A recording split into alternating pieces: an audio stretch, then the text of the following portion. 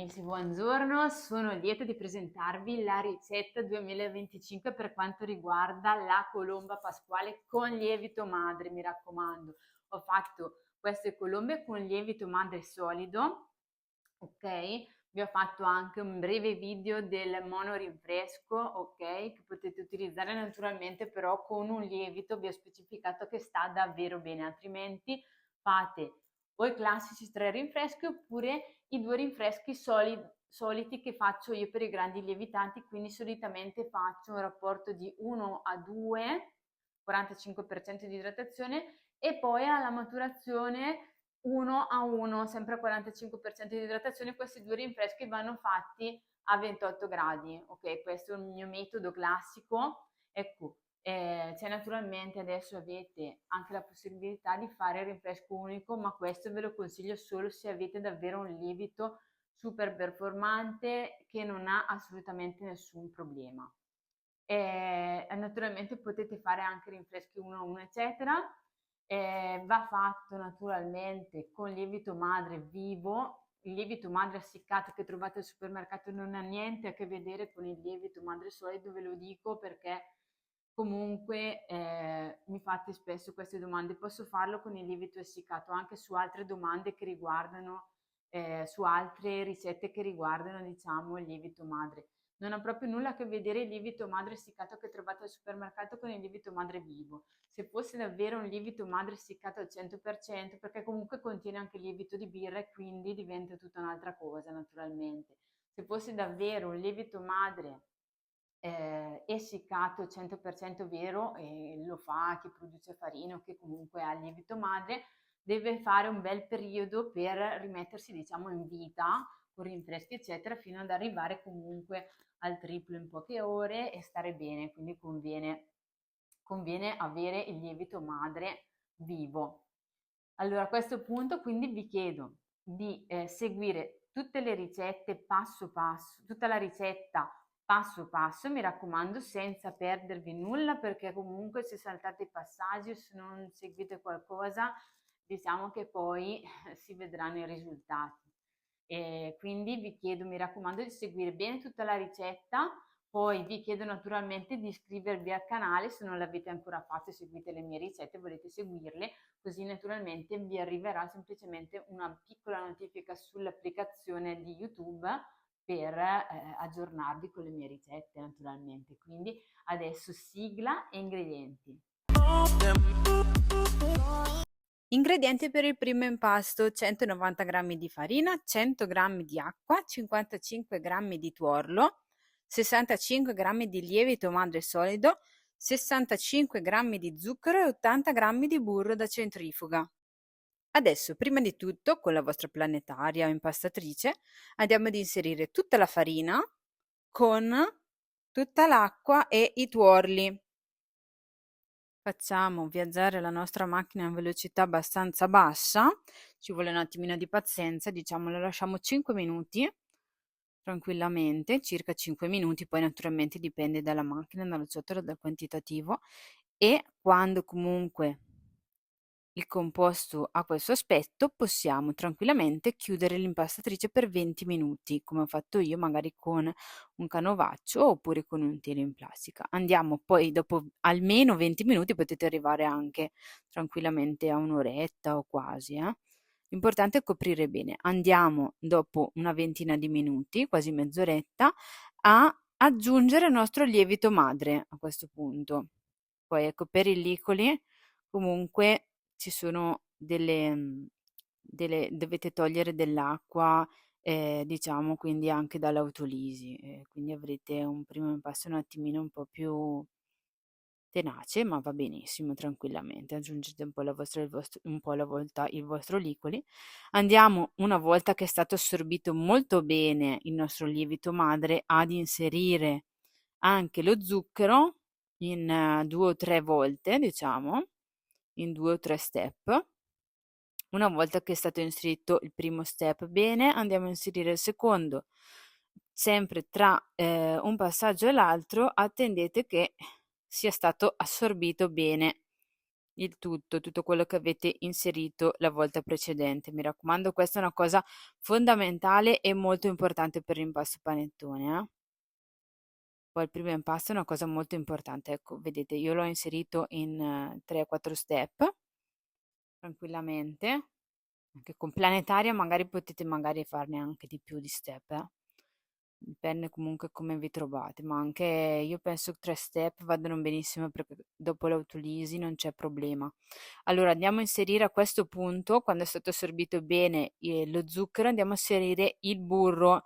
Il burro è comunque fresco e sia se utilizzate la planetaria che utilizzate l'impastatrice, lo fate casomai a fettine un pochino più sottili, ecco, per farlo sciogliere un po' più velocemente.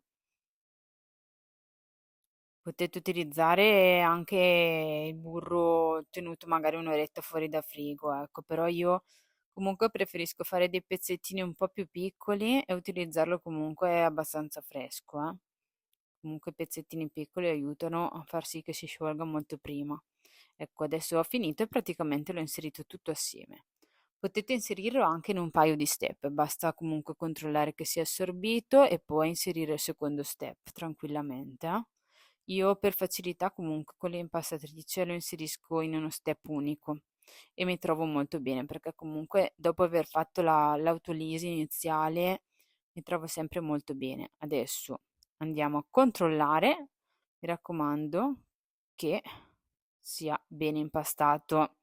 Adesso lo lasciamo a 21 gradi e mezzo, se avete la cella molto meglio così avete la stabilità della temperatura per 12-14 ore circa, naturalmente dipende anche dal lievito e dal vostro impasto. E se ci metterà un'oretta in più a temperatura ambiente è tutto normale.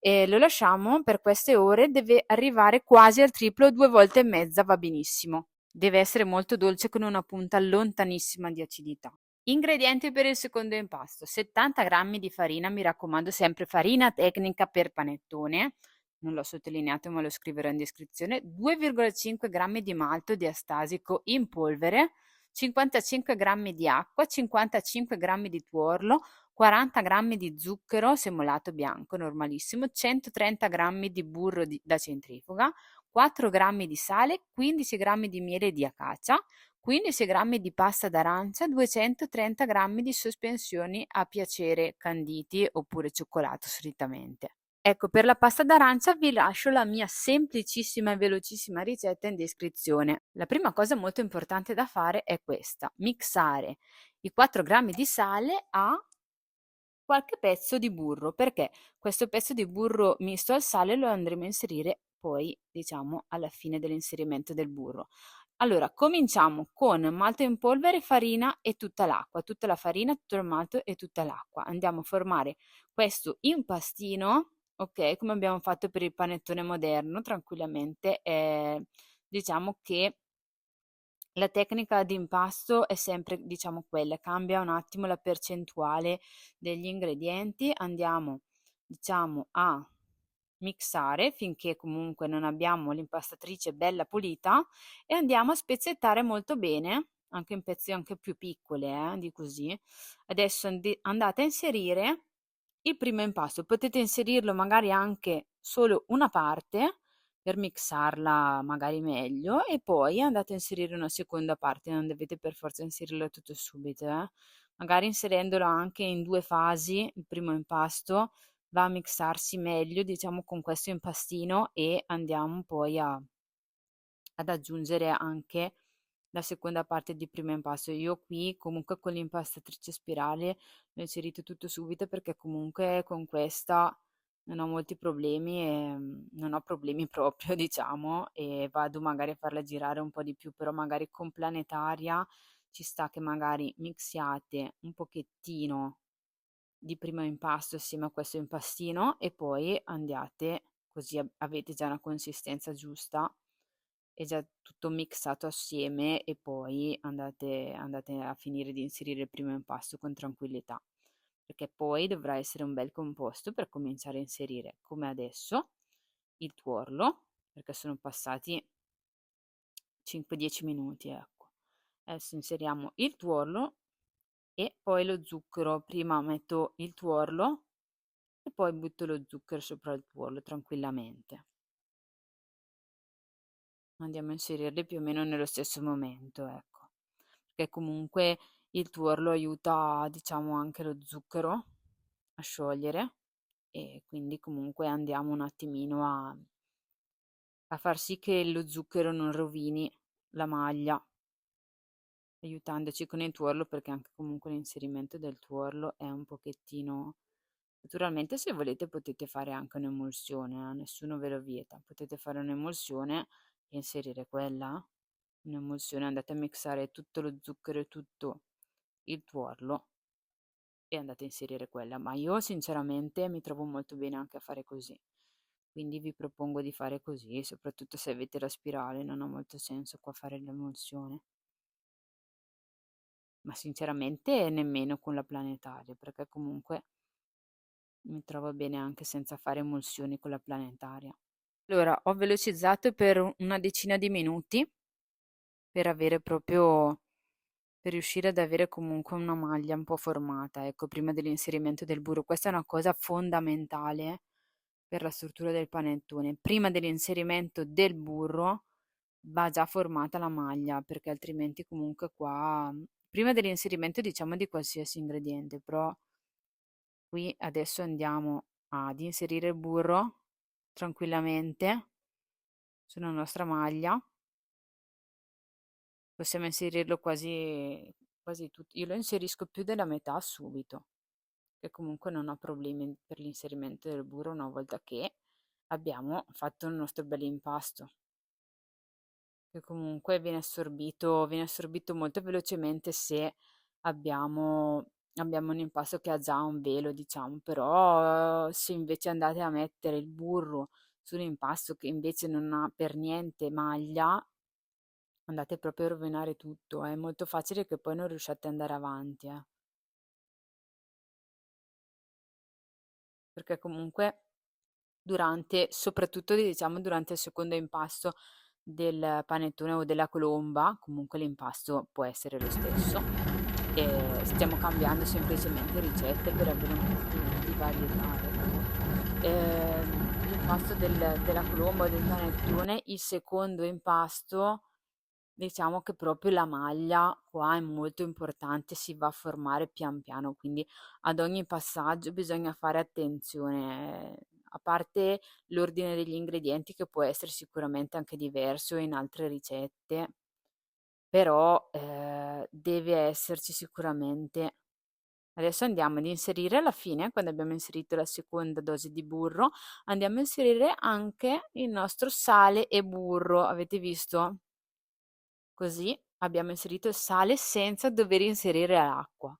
E questa è già una bella cosa, perché comunque anche l'inserimento dell'acqua molte volte è fastidioso e può disfare la maglia. Per cui ho pensato a questa cosa che davvero, secondo me, è una bella trovata, diciamo. È una cosa che non mollerò, è una cosa che ormai farà parte della mia abitudine per fare gli impasti, questa cosa di mettere il sale all'interno dell'ultimo pezzo di burro. Magari troverò altre soluzioni, però questa secondo me è ideale. Allora, adesso abbiamo proprio una bella maglia, ho fatto andare almeno 10 minuti, se vi serve di più la fate andare di più, la maglia tranquillamente, perché l'importante è che si formi bene. Andiamo a inserire il nostro miele di acacia tutto assieme, perché comunque è poco. Andiamo a inserire, ci resta soltanto il miele da inserire e poi dobbiamo inserire il nostro aroma, che sarebbe la nostra pasta d'arancia, che si darà l'aroma al nostro grande lievitato, alla nostra bella colomba. Fate girare, adesso è veramente molto semplice fare inserire il miele e poi la pasta d'arancia, davvero in un attimo si assorbono e poi si inseriscono. Io inserisco uno alla volta, prima il miele e poi alla fine di tutti gli ingredienti vado a inserire la pasta d'arancia facendola girare ancora un po'.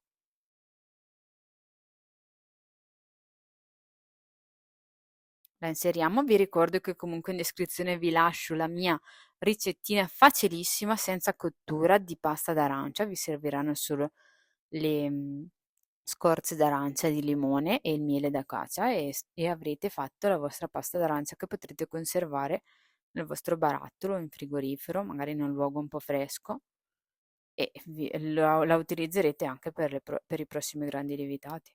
Guardate, la maglia si è formata molto bene, vedete c'è un bel velo tranquillamente e direi che è ben formata a questo punto, si può assolutamente procedere con l'inserimento. Vedete, è una bella maglia allungata tra l'altro. Adesso andiamo a inserire le nostre sospensioni. Io ho preparato dei canditi e del cioccolato bianco. E naturalmente i canditi, se sono pieni di sciroppo, devono essere molto asciugati molto bene. E poi io sinceramente faccio anche un passaggino per l'asciugatura che vi mostrerò in un video, perché vedo che molti hanno problemi proprio con i canditi pieni di sciroppo e quindi non voglio che abbiate questi problemi e poi roviniate, diciamo, i vostri grandi lievitati. Sto facendo anche un video proprio apposito che poi inserirò magari in descrizione anche qui e tra tutti i miei grandi lievitati, proprio per asciugare i canditi tramite diciamo anche il forno, non solo far sgocciolare i canditi, ma anche facendo un piccolo passaggino a forno. Adesso inseriamo non tutte le sospensioni, però gran parte, ne inseriamo gran parte, ma non tutte, perché comunque per distribuirle bene, magari io li ognuno ha i propri metodi, però io preferisco inserirle in 2 o 3 volte. Ecco, quando vedo che c'è spazio ne appoggio ancora e poi vado avanti proprio ad una velocità proprio minima. Vado a inserirli proprio dove trovo lo spazio, oppure fermo la macchina e ne vado a inserire ancora un po', tranquillamente. Adesso vedete, magari fermiamo un secondo, così vado a inserire ancora quello che mi resta, visto che si stanno inserendo molto bene. Ho scelto canditi e cioccolato bianco, ripeto. Potete diciamo di solito per la colomba non si utilizza l'uvetta, però ecco, se piace può sicuramente essere utilizzata anche quella, eh. Io di solito qua ho utilizzato i canditi al cioccolato bianco, potete utilizzare anche soltanto canditi. Ecco, l'importante è magari utilizzare dei canditi che siano dei canditi artigianali, se non fatti magari in casa e sapete già farli molto bene, potete utilizzare dei canditi artigianali, mi raccomando, che non abbiano conservanti troppo strani all'interno, perché comunque possono rovinare sicuramente la lievitazione ed è una cosa che noi non vogliamo. Adesso guardate, questa bella maglia, adesso andiamo a tirare fuori il nostro bel impasto dall'impastatrice. Adesso pian piano cosa facciamo? Gli facciamo prendere un po' di aria a questo bel impasto. Andiamo un attimo a stenderlo e andiamo a vedere la maglia che abbiamo creato, così facciamo una specie di laminazione, tiriamo un po' la maglia e andiamo un attimino ad arieggiare il nostro impasto. Guardate, è vero, non è indispensabile, ma io comunque, appena uscito l'impasto dall'impastatrice, lo faccio proprio per testare, controllare la maglia, vedere com'è e farla, perché no, un po' arieggiare, anche se comunque non la lascio qui tempo, la chiudo comunque subito, però proprio per vedere il lavoro che abbiamo fatto. Andiamo a chiudere verso il centro, chiudiamo tutto verso il centro tranquillamente, così va benissimo. E adesso a questo punto vado a far riposare in un contenitore per un'oretta e mezza anche, perché calcoliamo, poi dovremo fare le pezzature anche più piccoline per le ali, poi vi mostrerò il tutto. Andiamo a prendere il nostro bel contenitore e andiamo, chiudete con canovaccio oppure coperchio. Allora, la glassa alle mandorle, per ogni colomba dovrete utilizzare 23 grammi di zucchero a velo, 13 di albume, 13 grammi di amido di mais e 13 grammi di farina di mandorle. Naturalmente vi ricordo zuccherini, zucchero a velo se volete delle mandorle prima di infornare la colomba. Adesso veniamo a noi. Prima mixiamo tutte le polveri all'interno di un mix e poi aggiungiamo l'albume d'uovo. Tranquillamente andiamo a mixare alla massima velocità.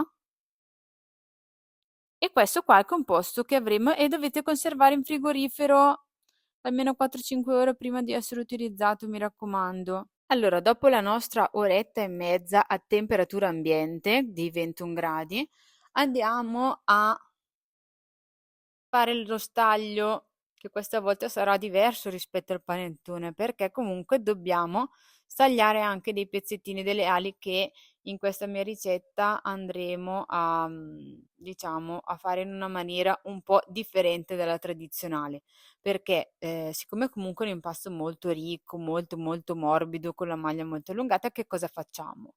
Allora, non ho fatto il monoblocco, preferisco comunque fare questi due pezzettini.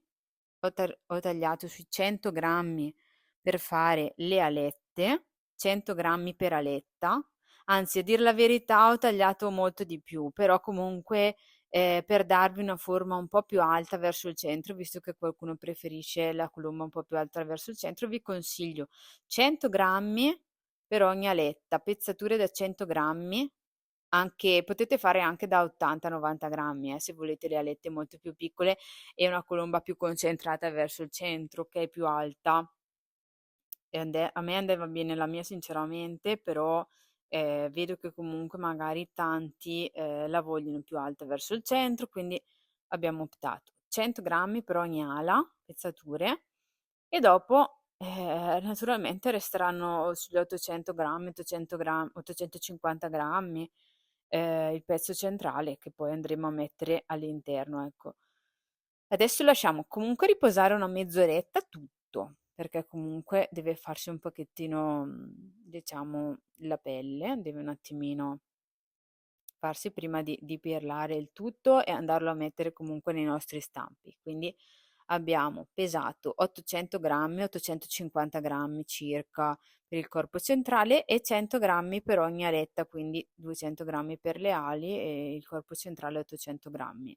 Per ogni panettone, adesso io ne sto facendo due, naturalmente vi dico sempre le dosi per un panettone che poi dovrete andare a riportare in base al numero dei panettoni che farete. Adesso dopo una mezz'ora andiamo a pirlare le alette e andiamo a mettere così al centro, ok? È una, diciamo che è anche la pezzatura centrale, è una forma un po' diversa dal solito, una formatura un po' diversa per facilitarvi, diciamo, nell'impasto, perché questo impasto è molto ricco e idratato, per cui ho pensato di fare comunque delle cose diverse per le ali, non fare monoblocco, vi stavo dicendo, però comunque per facilitarvi preferisco proporvi questo. Poi comunque se volete potete fare la normale forma che vi propongo di solito per la colomba, con il pezzo allungato, che dovrà essere naturalmente un po' di più, sui 300 grammi, e il resto dovrà essere il corpo. Adesso li andiamo a infilzare, cosa molto importante. Allora, andrete a prendere magari degli spiedini oppure potete utilizzare il vostro, tranquillamente il vostro coso, se le andrete a cuocere una alla volta. Allora mi raccomando i punti giusti per infilzare la colomba, è molto più difficile rispetto al panettone perché dovrete andare ad infilzarlo proprio in questi punti che vi faccio vedere adesso. Andate a infilzarlo. Allora potete, se volete, infilzare anche il pirottino e poi appoggiare sopra l'impasto. Io sinceramente sono abituata così e mi trovo molto bene comunque. Andiamo a infilzarlo, diciamo, tra la coda e la ala. Allora, sull'ala e deve uscire qui, dove c'è praticamente la testa. Anzi, scusate, la coda. Mentre invece l'altro è stato infilzato sull'ala ed è uscito dalla testa praticamente. Avete visto? Così praticamente quando andate ad appendere, girare la testa in giù, altrimenti possono anche cadere, eh. Adesso a questo punto facciamo la seconda lievitazione. Io imposto 27 gradi, 27-28 gradi va benissimo. Se volete anche lasciarlo a temperatura ambiente, comunque ci metto dalle 4 alle 5 ore, 6 ore magari a una temperatura più bassa. Adesso a questo punto, quando è lievitata fino a questo punto, quindi la parte centrale, diciamo, arriva alla fine del pirottino, andiamo ad infornare la colomba preparando prima di tutto il forno sui 155-160 gradi. Andremo a cuocere, andiamo a mettere comunque quello che vogliamo sulla colomba, quindi subito la nostra glassa e la nostra granella, e poi io inserisco anche lo zucchero a vero sopra. Andiamo almeno i primi 40 minuti, dovete aspettare, poi dobbiamo inserire il termometro su onda. Vedete, adesso sono passati 40 minuti, ho inserito il termometro su onda e vado a impestare praticamente la sonda, la sveglietta sui 94 gradi. Vedete, quando è 94 mi suonerà. Vi lascio il link in descrizione, comunque se non l'avete ancora questo termometro. Ai 94 gradi al cuore capovolgete immediatamente il vostro grande lievitato e lo lasciate riposare almeno 9 ore. E la mattina seguente, o comunque dopo almeno 9 ore, potrete ammirare il vostro bel risultato come questo.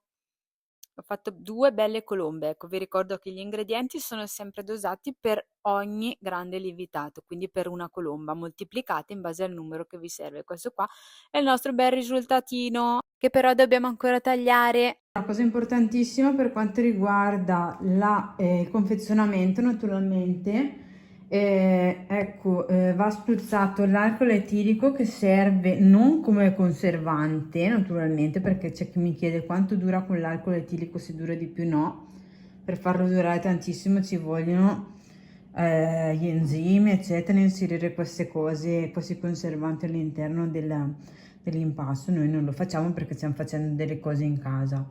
Allora, ci vuole l'alcol, quello che si utilizza per liquori, il 96% mi pare, comunque lo trovate al supermercato, trovate anche delle bottigliette piccole, è sufficiente, perché comunque è molto costoso, una bottiglietta grande è abbastanza costosa, ci sono anche quelle magari in mezzo litro, eccetera, nei supermercati grandi.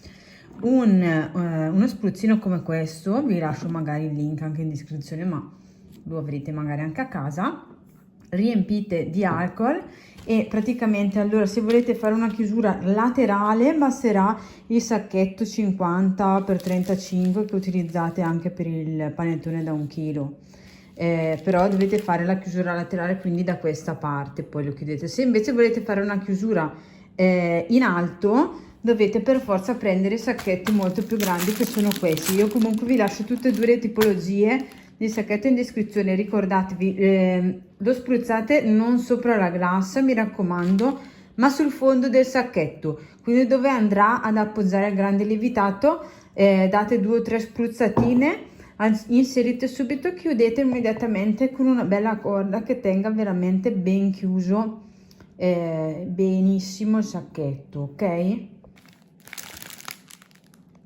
Adesso ragazzi la tagliamo questa bella colombina, così vediamo il nostro bel risultato interno. Tagliamola da qua e voilà, guardiamo, molto soffice,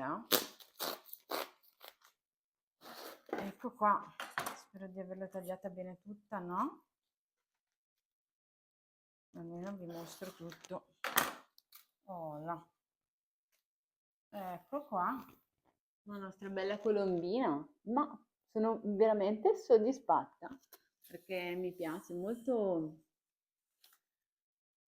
molto ben distribuito l'alveolo su questa struttura.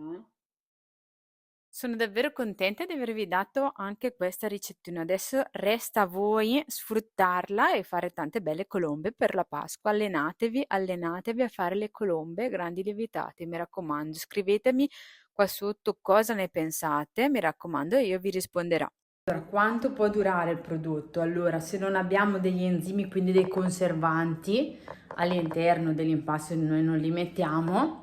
Allora, per quanto riguarda più che altro la glassa, qualsiasi glassa, anche la ricetta più buona del mondo che sia, entro 10 giorni la glassa si scioglie, tende a sciogliersi. Il prodotto all'interno quello no, però tende a sciogliersi molto la glassa, e questa è una cosa che comunque, per questo io consiglio di consumarlo prima dei 10 giorni il prodotto fatto in casa, anche se con lievito madre naturalmente resterà molto morbido, molto buono, sia con lievito madre che con liquori, naturalmente, perché sempre di lievito madre stiamo parlando, cambia un po' il sapore perché è più marcato con la madre solida, mentre con i liquori è diciamo un po' più leggero il sapore. Però ecco, stiamo parlando sempre di un massimo di una ventina di giorni, ecco, per quanto riguarda la glassa, però ecco, entro 10 giorni, perché comunque la glassa mandorlata, se fate questa, tende un po' a sciogliersi, ecco, sono sincera perché comunque questa è la verità. Dopo la pasta interna, certo che può durare di più, però ecco, se avete la glassa sciolta, ecco, poi non è molto bello.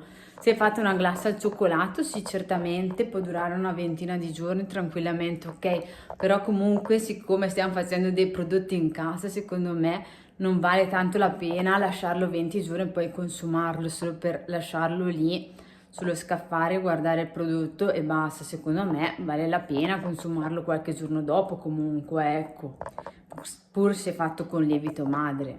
Questo è il mio consiglio. A questo punto vi chiedo semplicemente di mettere un like se vi è piaciuto questo video, naturalmente dirmi che cosa ne pensate tra i commenti, esprimete pure il vostro parere tranquillamente, possiamo anche parlarne tra i commenti e mi raccomando tutti i vostri dubbi, risponderò ai vostri dubbi qua sotto nei commenti, mi raccomando seguite il video passo passo però. Vi ricordo che potete trovare sempre in descrizione anche il mio video corso sulla gestione del lievito madre che resta lì a disposizione per chi lo vorrà naturalmente. Vi chiedo di iscrivervi al mio canale naturalmente YouTube se volete seguire i miei contenuti. Ecco, come vi ho già detto, vi arriverà soltanto una piccola notifica sull'applicazione, nient'altro. Io vi ringrazio per aver seguito tutto il video e vi do appuntamento alla prossima video ricetta oppure consiglio. Alla prossima!